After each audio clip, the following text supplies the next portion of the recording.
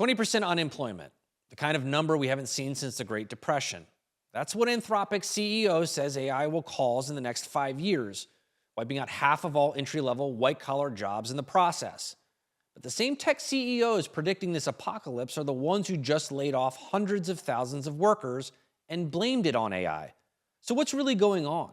Are you about to lose your job to a chatbot? Or is someone selling you a story? Let's separate the hype from the reality. Anthropic's CEO Dario Modi believes AI could wipe out roughly 50% of all entry-level white-collar jobs within 5 years and will create an unemployment rate as high as 20%. To put that in context, the only time unemployment hit 20% in the US was during the Great Depression when it hit 25% in 1933. Subsequently, the US GDP shrank 30%, thousands of banks closed in bankruptcy, production ground to a halt, and unemployment stayed north of 20% for the rest of the 1930s. There's been a slow drumbeat of analysis and pundits that are warning AI will disrupt the average American. Everything from content creation to consumer pricing, the economy, and the job market.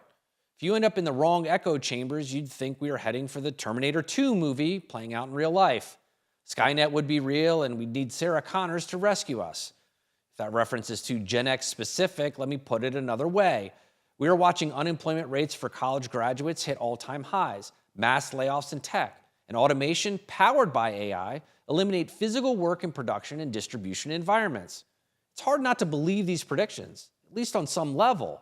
But then there's the data that suggests that AI is far from mass adoption. MIT famously put out a study showing 95% of all AI projects had failed in corporate America.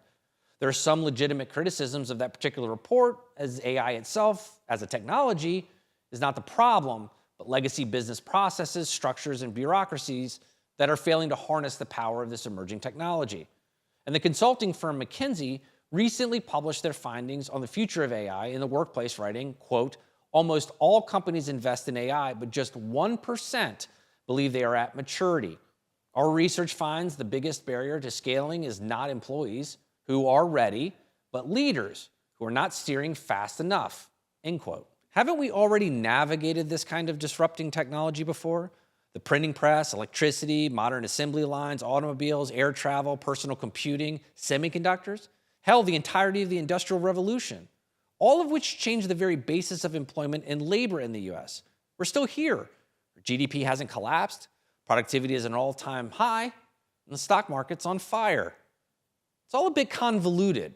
Is AI coming for my paycheck, or is this more hype fueled by the technocrats who stand to benefit most from this dystopian narrative driven by the rise and ubiquity of artificial intelligence? I hope you're enjoying the content, and if you are, please consider subscribing to the channel. Back to the episode. Let's start with the data supporting the argument that AI will ultimately take your job and tank the unemployment rate. Back in 2024, the White House Council of Economic Advisors published an empirical report estimating that roughly 20 to 25% of US workers are in occupations with very high exposure to AI. More broadly, a majority of US workers have at least moderate exposure. According to the Brookings Institute, they estimate existing generative AI technology already has a potential to significantly disrupt a wide range of jobs, finding that more than 30% of all workers could see at least 50% of their occupation's tasks disrupted by generative AI. Payroll service provider and economic bellwether ADP published an analysis in 2025 highlighting U.S. payroll data suggesting that workers in highly AI-exposed office and administrative occupations are already experiencing slower job growth and some outright declines in headcount relative to less exposed occupations. So there's data to support AI could take jobs, but it's not necessarily across the board or as apparent a threat for all types of jobs, and maybe more specifically, professional experience. Stanford published a 6-facts paper this summer about AI and job displacement. They found that certain types of employment and early career workers are feeling this displacement disproportionately when compared to their more experienced colleagues. Quote, we find that since the widespread adoption of generative AI, early career workers in the most AI-exposed occupations have experienced a 13% relative decline in employment. In contrast, employment for workers in less exposed fields and more experienced workers in the same occupations has remained stable or continued to grow. We also find that adjustments occur primarily through employment rather than compensation. Furthermore, employment declines are concentrated in occupations where AI is more likely to automate rather than augment human labor, end quote. The report goes on to say that it's not necessarily that 22 to 25-year-olds are getting laid off or fired, it's that they're never getting hired at all. So for college graduates, here they are with tens of thousands of dollars in student loans, having gone to college to get a degree and now can't find jobs. That outlook is objectively dismal. So what kinds of jobs are particularly at risk? Some of these are fairly intuitive: office clerical work, executive assistants, customer and tech support, all represent roles that are already being replaced, if not heavily augmented, by AI. But it seems we are now starting to reach the point where these AI models are having an impact on roles beyond clerical work, including finance, computer engineering, research, scientific study, data analysis, and more. And what do all of these roles have in common that make them particularly susceptible to displacement? All of them require a meaningful degree of routine information processing. They're all white-collar roles, and many of them include administrative work that has already begun to be heavily augmented or replaced by AI automation. AI's implied impact on employment is undeniable on paper, but can we show a direct correlation to unemployment numbers? Short answer, nope. There are comprehensive studies, some of which I've cited already, that show the potential for job loss and displacement. No one has published definitive numbers directly correlating AI with unemployment statistics. It may be too early to do that, but I'm concerned some of the messaging by these tech CEOs is more nefarious than that.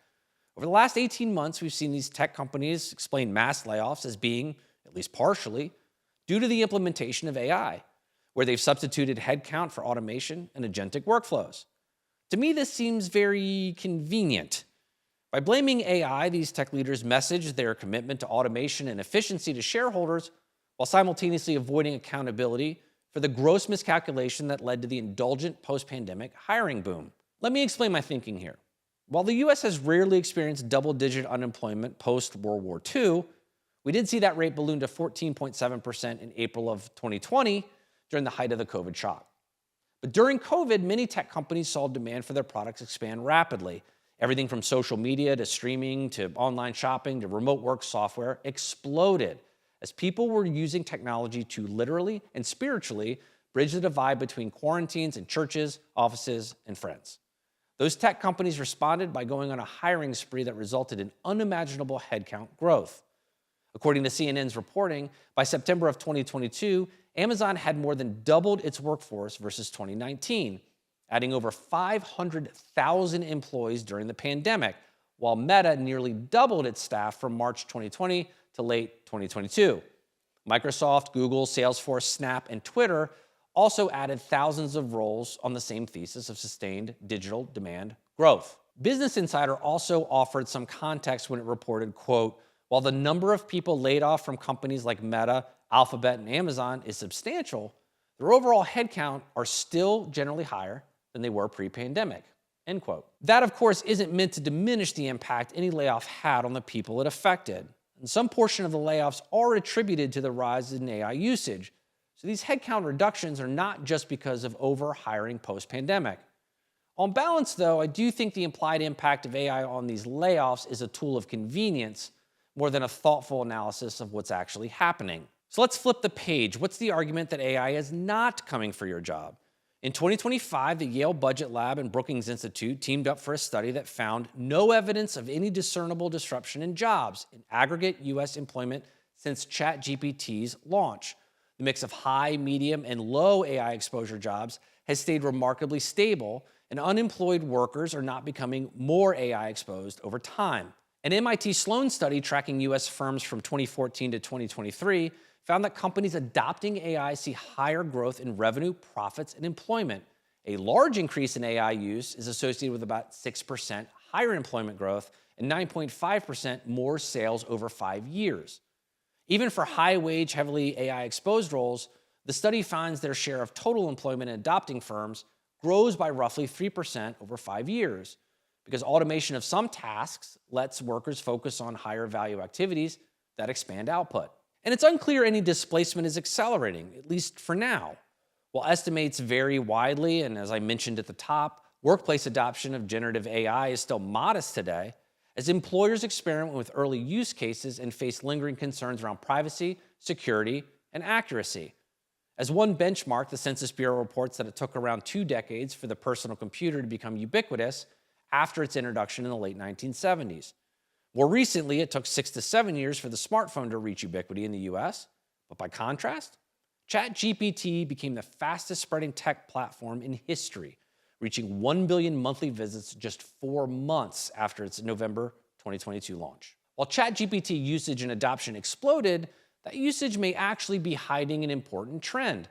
According to a study completed by Duke and Harvard, they found that 73% of all ChatGPT conversations during June 2025 were for non-work reasons, in contrast to just 27% being for work reasons during that period.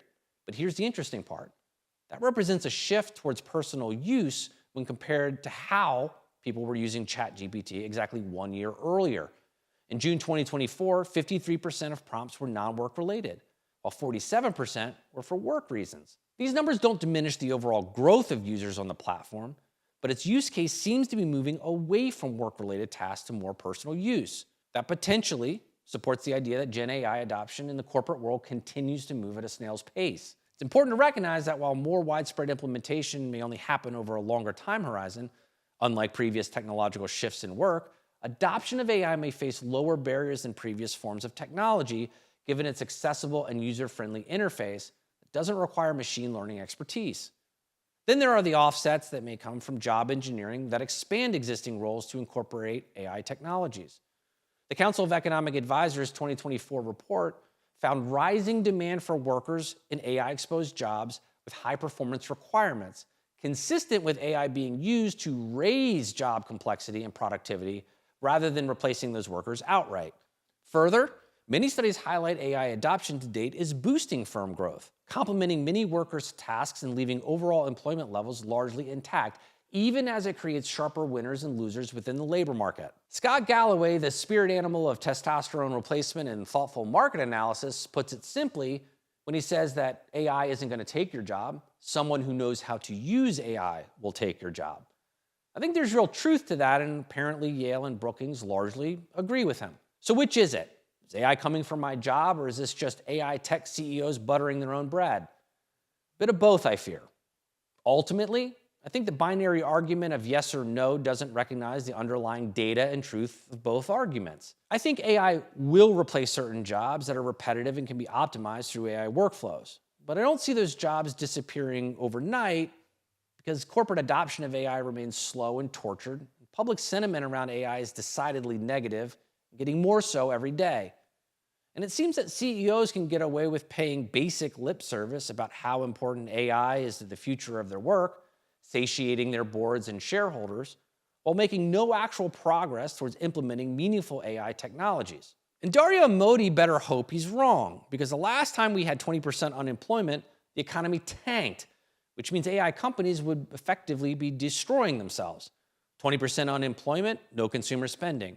No consumer spending, the GDP sinks by 30%. GDP sinks, corporate profits dry up. Corporate profits dry up, stock prices tank, stock market tanks. You get where I'm going here. For what it's worth, I don't agree with Modi. I think he has a narrative to sell, and he may not even believe his own talk track. The US workforce has a long history of adapting to technological change. We've watched coachmen turn into cabbies, press operators become robotics technicians, data processors become data analysts, and telephone installers become IoT engineers. The jobs will change, and some will be displaced, but far more will be upskilled on the job to incorporate AI into their daily tasks, ultimately creating a more valuable and efficient employee. That more effective employee in turn drives better productivity, higher value, and presumably more profit to their employers, which makes that employee far less dispensable. Universities, trade schools, and upskilling programs are already adapting their curriculum to include the use of AI as a practical tool for success post-graduation. In simplest terms, we're already developing a future workforce that will be ready and excited about using AI to augment their daily workloads. Professionals, especially those in roles or industries most exposed to this displacement, can't bury their heads in the sand and hope this is some passing fad. Everyone should be experimenting with AI and building a basic understanding of how it works, what it's capable of, and how you, as a human being, can exploit that innovation for your own benefit. If you have to, go yell into a pillow about the evils of AI and how much you hate it. Then when you get that out of your system, Go learn the skills you'll need to future-proof your career and professional prospects. AI will replace jobs, the repetitive ones, the ones that can be reduced to a workflow, but it won't happen overnight, and it won't happen the way the doomsayers are predicting.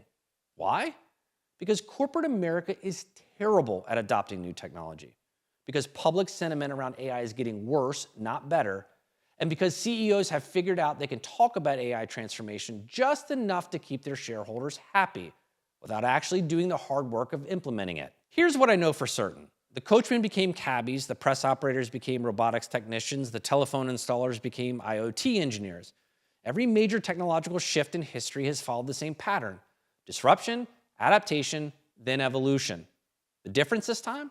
The people who adapt first will have the biggest advantage. Not the people with the most degrees, not the people with the most experience, the people who learn to wield AI as a tool instead of fearing it as a threat. So yeah, go scream at the clouds about how much you hate AI. Get it out of your system, then open ChatGPT or Claude or whatever and start experimenting.